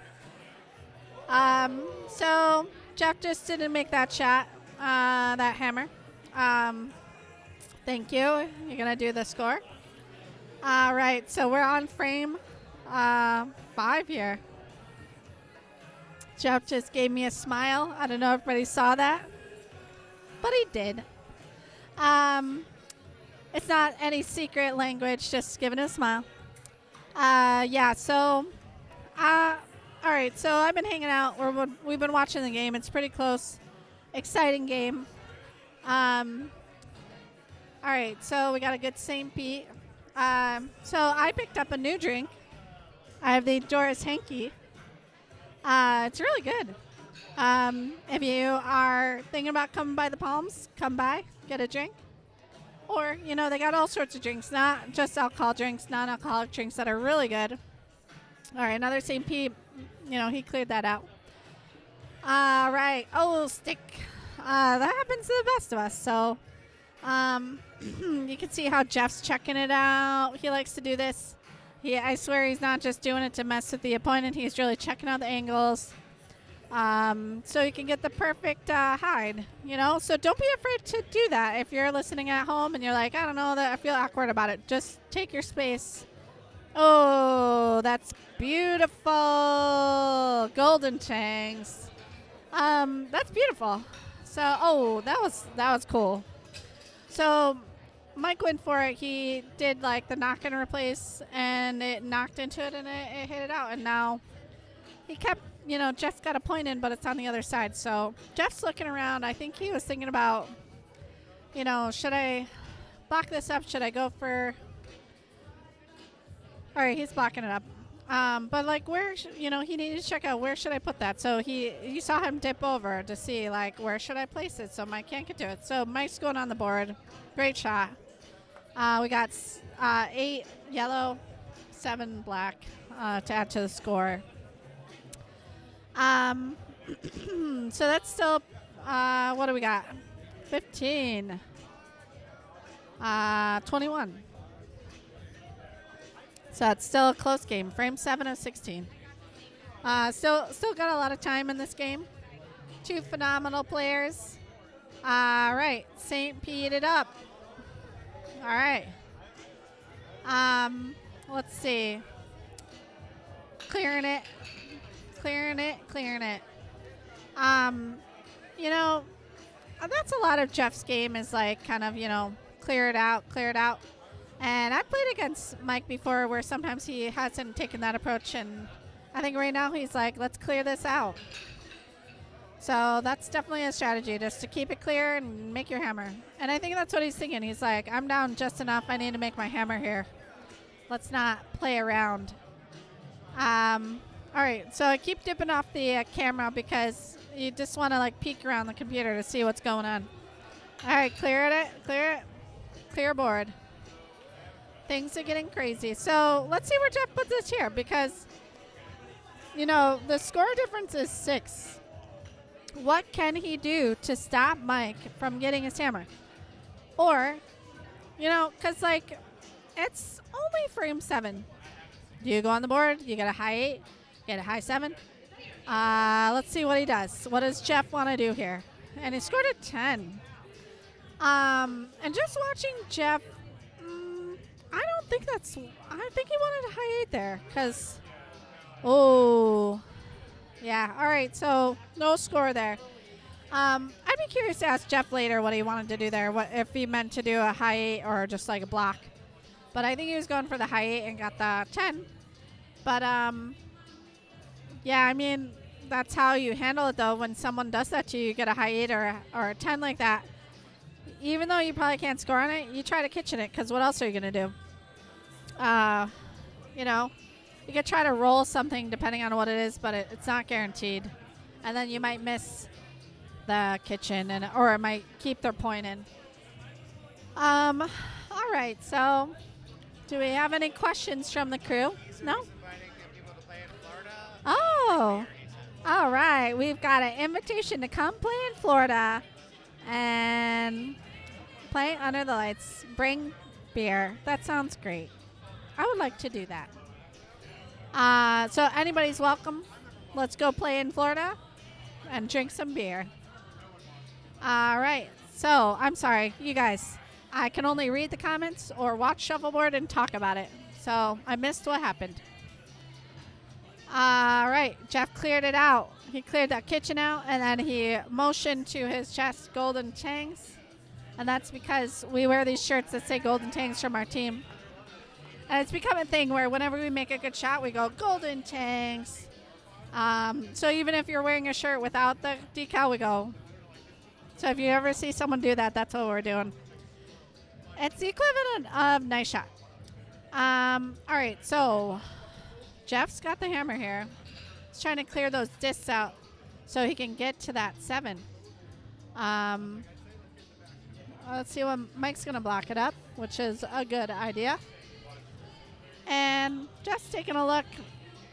Honestly, like, the angle's not great.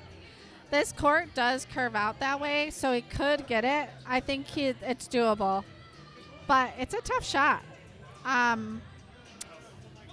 It's a skilled shot for sure. So ideally, you aim, because there's like a little bit drift on the, there's a little bit of drift on the outside there, right? No? Yeah? It curves out, right?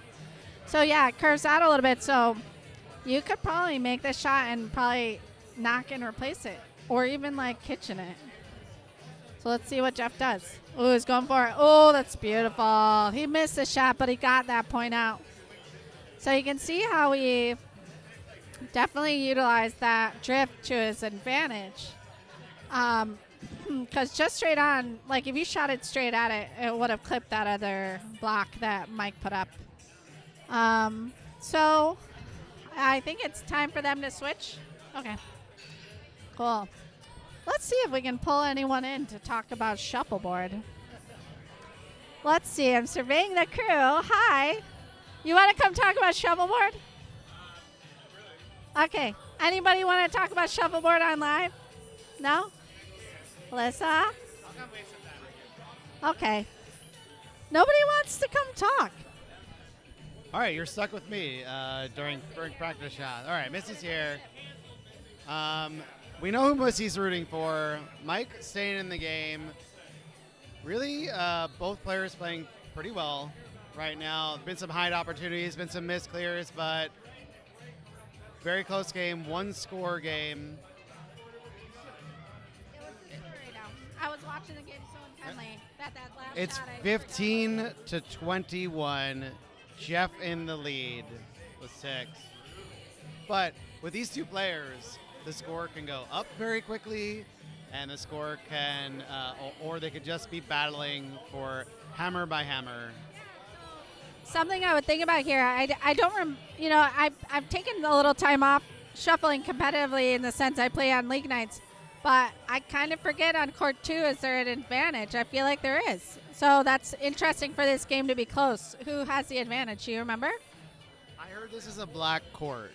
And so now Jeff coming in, or now Mike with the advantage, up 6. He's in the opportunity, but oftentimes after the switch, the first frame is so key. And I learned this from you, Missy, from this channel, that sometimes the first frame after the change it's always a dicey frame. It's your first time shooting on that color. The speeds are often different. The drift is often different. And so this is kind of like a make or break frame a lot. So as yellow, if Jeff could either steal a hammer here or score. Oh, they're doing warm-ups, right? Yeah, they're just warming up right now. Then he's looking good with 2 straight hammers in a row after that. So real important frame here in frame 9. Isn't that fun to hear that this channel has helped players? Isn't that really cool? I think that's really cool. No, I'm not being like silly. I'm being really genuine about that. That's the whole reason Jeff started this channel, to help get people excited about shuffleboard, to learn about it. We just, when the Royal Palms started, we just started playing, and they were like, yeah, there's some books about shuffleboard. You could like maybe read those. But it was really just Jonathan telling people like how to play and like advice, and then we were reading these books. And early on, our team read the books before a lot of the other teams, so we got good-ish. And that's part of like how the Golden Tanks were doing well. But now, now it's everybody knows about the books and all the strategy and listen and watches this channel. Hold on one second. So let's see. I know. I don't know what to talk about. We got to fill some time. Jeff just took a sip. Having a good time. Yeah. Really big update for all the Palms people out there. The Momo truck is coming back.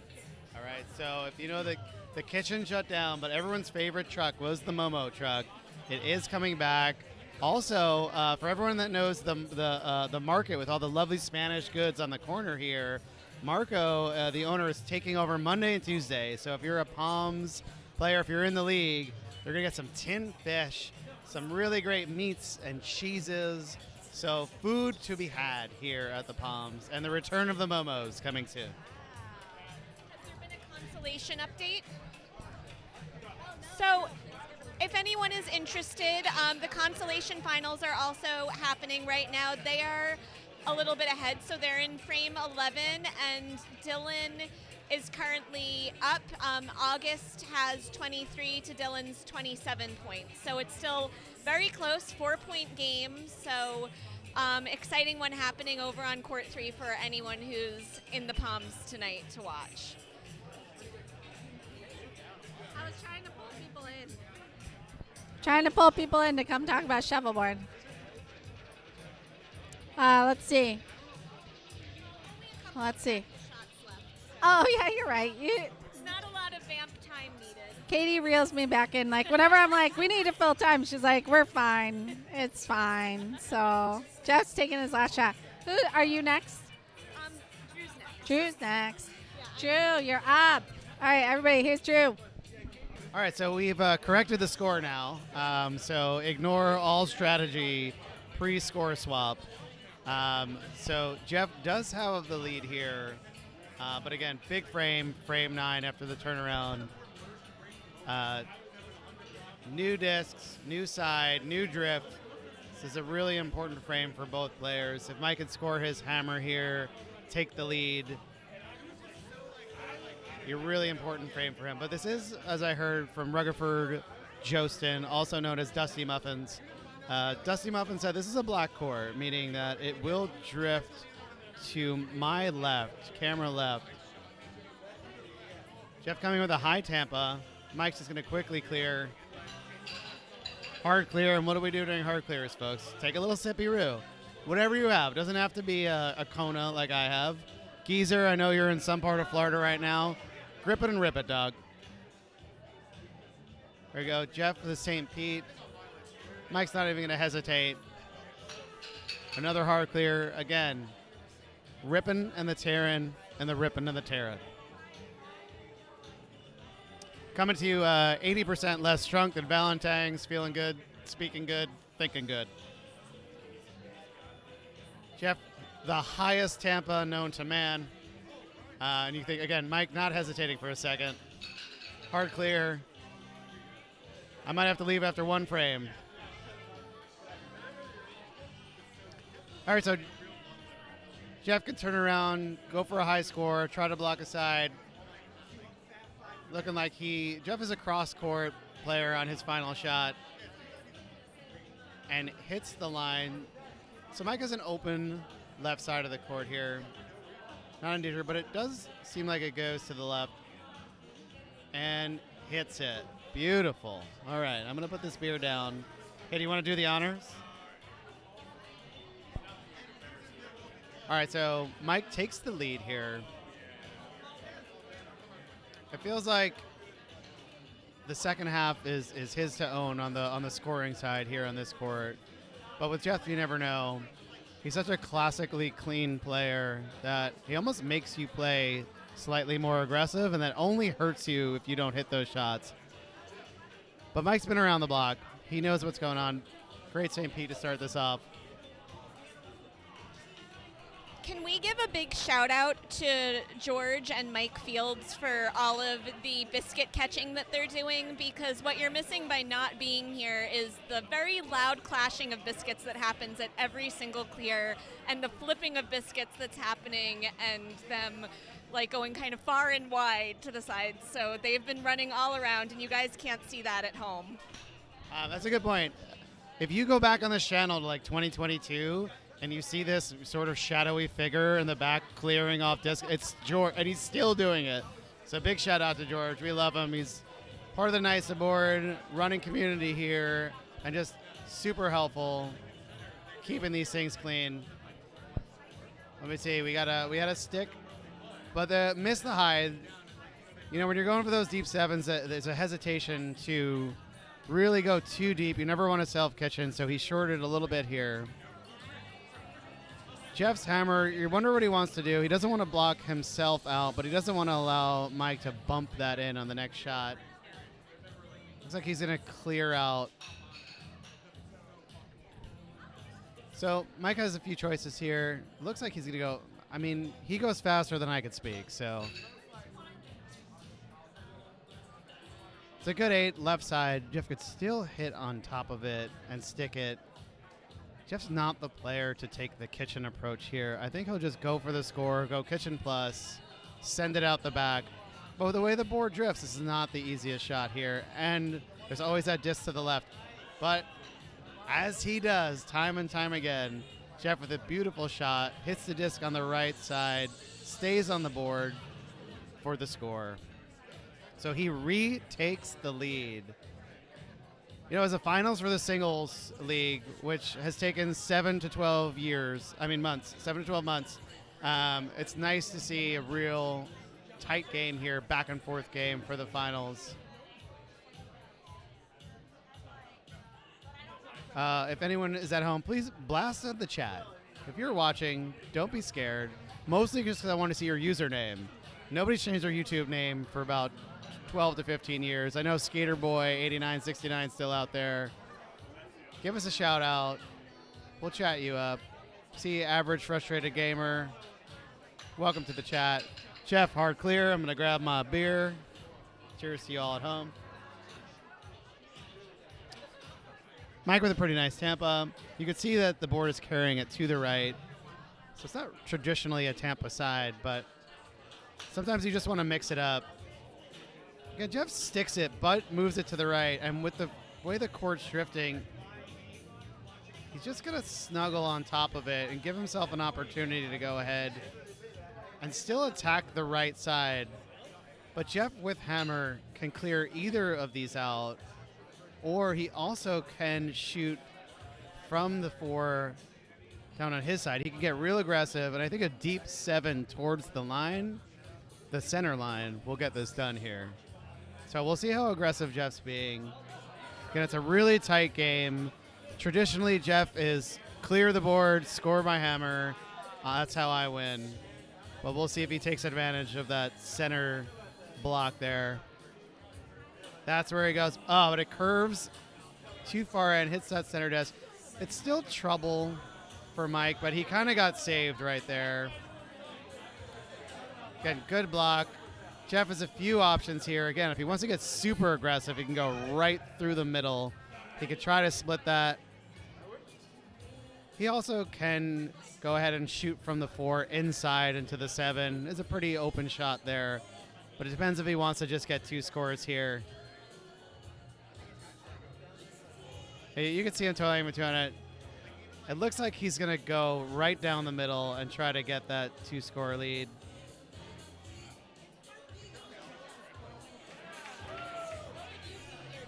What would I do? It's a great question. I am a too aggressive player. I don't like the easy shots, so I also would go right up the middle and try for 2.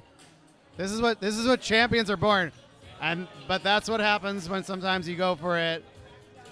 Jeff going against his usual instincts of clearing, hiding, hammering, and goes for the double there and misses it, unfortunately.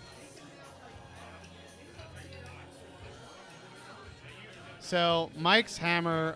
Mike has the chance to take the lead rolling into the last 4 frames. It's been a pretty classic back and forth game. Again, pretty surprised Jeff went a little bit more aggressive than usual on that one. And let's see if he changes it up here or just goes with his classic hides. Picture perfect St. Pete. St. Pete is short for St. Petersburg, Katie, did you? Yeah. Oh, she knew that one. She knew that one. Everyone knew that one. That's fine. St. Petersburg, home of Ferg's, the world's best sports bar, and dog bar, the world's best dog bar. Cheers. Yep. For net shots coming in, so any future commentary, 70% less drunk than Bell and Tangs coming up. Jeff, really high St. Pete there. Mike, hard clear again. Pretty classic game from these two, back and forth, one score game. But this is the frame for Mike to go ahead and take the lead. There's some big cheers happening over on the consolation finals. Pretty tight game going on. If you check the Discord, you can get the updated scores of what's happening there. They only have 2 frames left.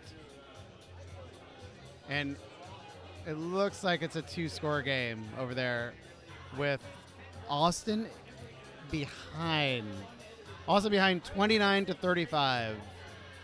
Jeff, looking for a high 10 or a high 8. Mike has the ability to lay on top of it if he wants, but just goes for the clear shot and comes up short.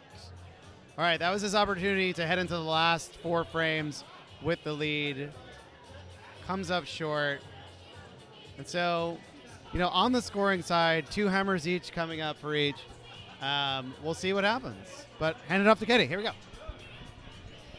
And it's very much anyone's game right now. You're only a difference of 6 points, which is absolutely nothing for 4 frames. So really exciting way to enter the last quarter of our game. And Jeff sticking to the usual blocking wall off hammer strategy, and Mike's going to keep just throwing the hardest possible clears.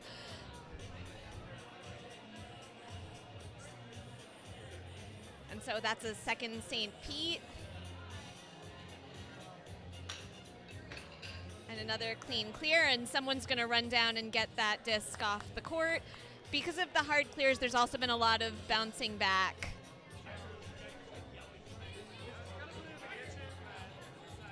And that's interesting because that's actually a really high Tampa for Mike. So we'll see if he takes that. I think he's going to. So he's going to shoot from the outside down his alley. And, got taken by some drift there. So didn't quite make it to the board. And now Jeff's going to decide if he wants to block it up more and try to make Mike's hammer really hard, or if he's going to try to put something up on the board if he thinks he can maybe use that as his own block. He's definitely thinking about it.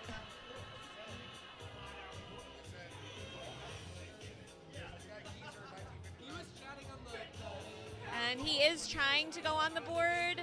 Didn't quite make, the drift didn't quite take him over to the 8, but if he were a few inches over, he would be pretty well hidden behind that block. And now Mike's going to hopefully get his hammer, and he does. So he's now flipped the game and is up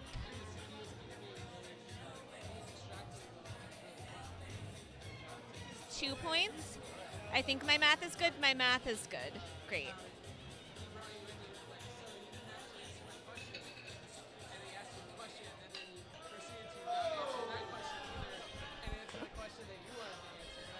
Something exciting just happened in the other game, so there was an audience reaction to not our game that you maybe were able to hear.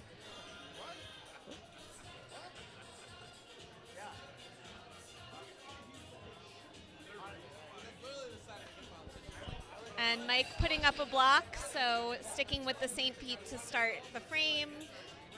Very standard. We've seen this, I think, more frames than not. Swapping off to a Tampa, which can sometimes be nice to give your opponent a different thing to have to clear, so they're not always having to take the same line, maybe catch them and get them to stick, but Jeff's not having it. Just a nice, another very hard, clean clear. And swapped back to a St. Pete, so again, like swapping back and forth, so he has to clear things on different sides. And another really clean clear.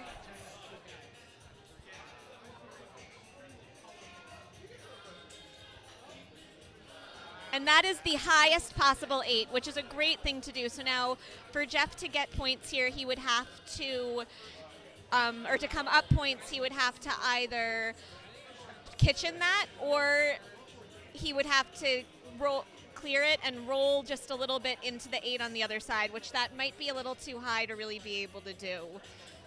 So I'm guessing he's going to go for one of those things, probably for a nice kitchen.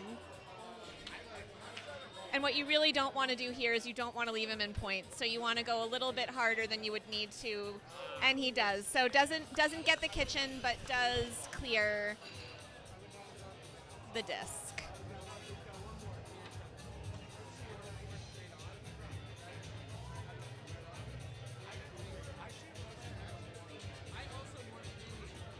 Oh.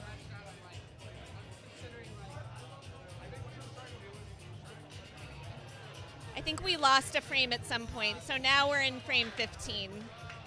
So sorry, we're one frame behind on the scoreboard, but we are in frame 15, and at least our score is right, so we have that going for us. So, but it's a 2-point game, so with one hammer left apiece.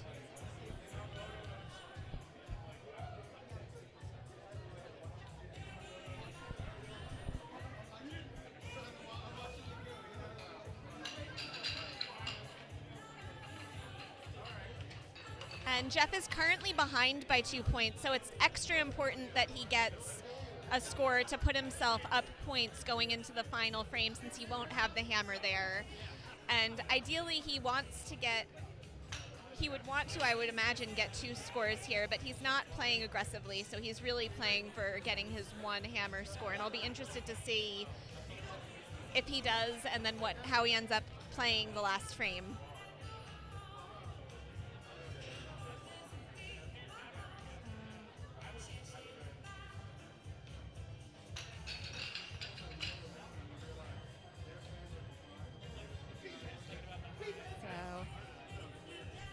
Mike's thinking really hard about it, and I think that he's going to try to get a nice hide behind that yellow disc.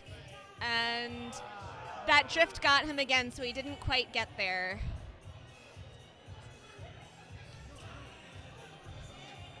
So now Jeff is going to think really hard about getting this disc, because he really wants that hammer.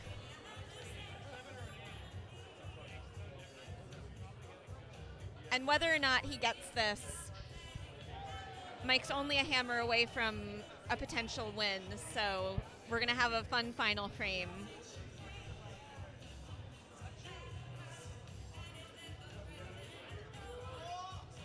Oh, and it is close.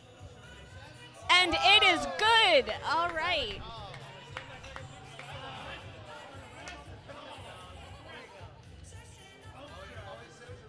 So that's going to be 36 to 31. So it's a 5-point difference going into the 16th frame. So Mike needs a full score to win. So if he gets a 7 or above, he is good. So we'll see how Jeff plays it now, because now Jeff is he's up, but it's not his hammer. So we'll see if he sticks to his usual block, and he does.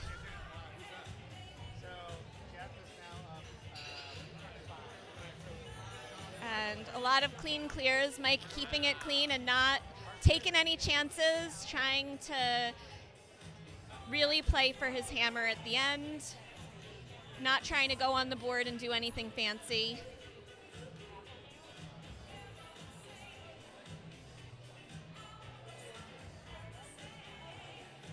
And Jeff's still sticking with the block clear, even though Dunlap's been doing some really clean clears. So the likelihood of him sticking one at this point feels unlikely. So I don't know if Jeff will maybe switch it up. I would probably switch it up and go on the board right now and see if he might stick something on the board, because Mike's been hitting things consistently enough that I think that he could be trusted to get his hammer with his final shot. So I don't know that, blocking with your final shot will cut it. Oh, swapping to a different block.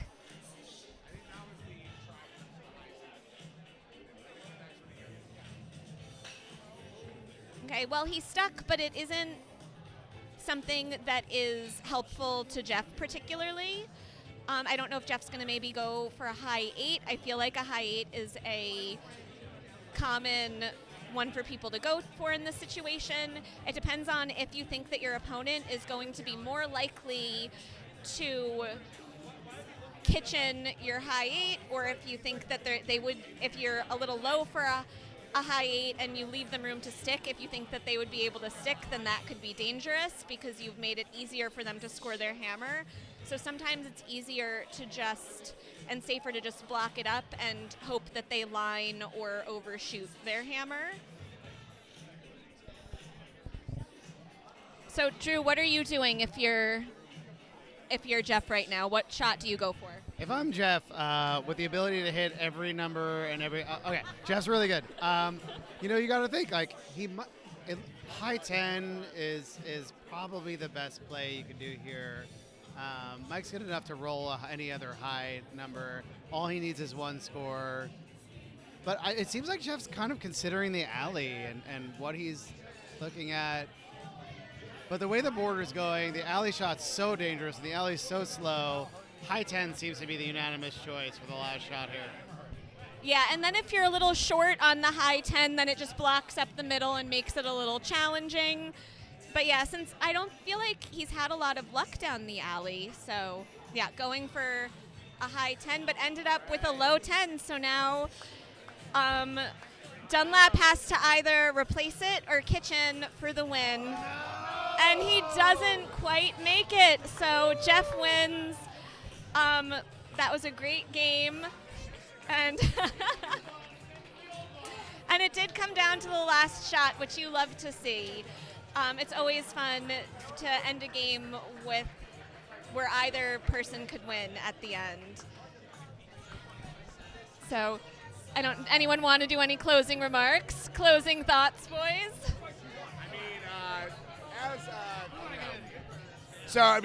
Once again, a great season from Jeff. Jeff is an absolute beast out here. It's really hard. So if anybody's watching at home, it's really hard to hit a hammer to win the game. So Mike, you got to give the guy all the credit. You might be looking at him like, why did he do that? Why did he shoot so fast? Your nerves are crazy when it comes to like, I have the shot to win the game. And it's, that's good on Jeff for making him make a shot. And so that's exactly what he did. Jeff does it once again. This is what Jeff does. So, but Katie, great job. Back at ya. Yeah, great commentating, guys. And Missy, who is not paying attention, but Missy did a great job too. I don't know if Jeff's going to come around to have his own closing remarks. I don't know if he wants to, though. I don't know if he wanted to say something. Did we want to give him the opportunity? Jeff is currently in the middle of a victory lap. I don't know. We're calling Jeff over.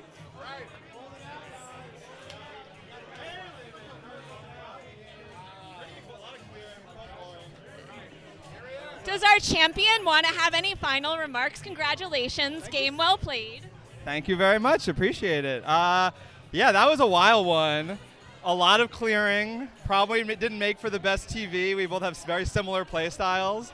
And similarly, when we both gave each other opportunities, no one was converting on it. There were a lot of missed hides, a lot of missed kitchens. And yeah, it was sort of a rough one. I'm really happy I grinded it out, but that didn't feel good at all. I really think that we would have benefited from cameras down catching all of the flipping discs they couldn't see at home, because there was some violence happening in the clears. Yeah, definitely a lot of hard clears. That's I knew that was going to be a thing with Dunlap, and I knew I was only going to get 1 to 2 to maybe 3 hide opportunities, and that's exactly what happened. I felt like I didn't have, because I wasn't hitting hides because I had so few opportunities. You know what I mean? Because he was clearing so well. And both of your blocks ended up really where you wanted them to, so it's not like there were many bad blocks to have opportunities. There were a few, but not many. Yeah, you're totally spot on. That was the other thing, where he wasn't giving me any, he comes up short on a St. Pete and I have a Tampa hide. There was one that I gave him down the alley in, I think, the first half, or maybe early in the second half, I don't remember. But yeah, it was I think when I was on yellow. But whatever. Yeah, it was fun.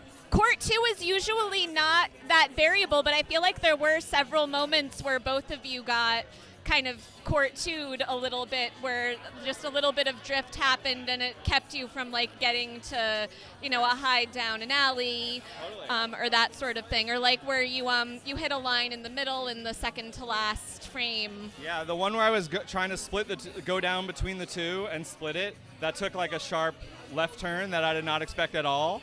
And I was thinking about like, oh, maybe I should have rewatched the finals match that I played on court 2, because Dritto and Paul down there were having like a lot of the court 2 was like court 2ing it. And I was kind of on black, like expecting it to throw Dunlap off more, but didn't happen. Like he was pretty spot on. He missed a cross court hide that he really needed, but like he played, I don't know, he played super solid for sure. All right, should we wrap this baby up? Let's wrap this up. Yeah. All right, I'm going to turn this off. We don't need to do the check thing on camera. Thank you so much to everyone at home watching. Thank you to the commentators. Really appreciate all y'all. And peace out.